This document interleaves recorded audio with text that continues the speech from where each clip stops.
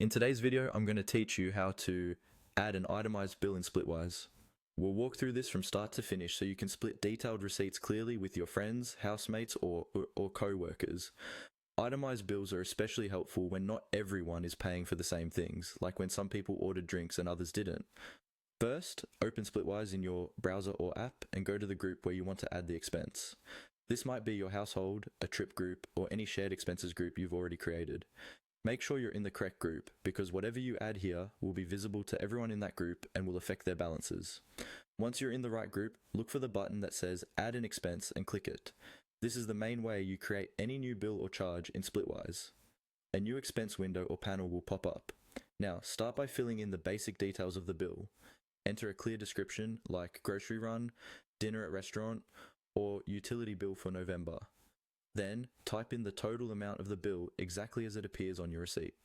You can also adjust who paid the bill at the top, so if one person covered everything up front, make sure their name is selected as the payer. You can usually add a date and a category as well, which helps keep things organized later. By default, Splitwise often splits things equally. You'll see an option that says something like equally. Click on that. This is where you can change how the total is divided. Instead of sticking with an equal split, we want to switch to an itemized one, so each person only pays for what they actually owe. After you click the split option, look for the itemized icon. It usually looks like 3 horizontal lines, similar to a small list. Click that icon to open the itemized bill view.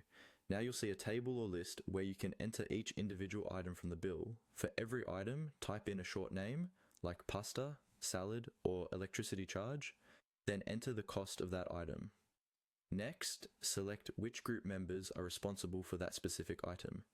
You can assign one person, multiple people, or everyone, depending on what they consumed or agreed to pay for.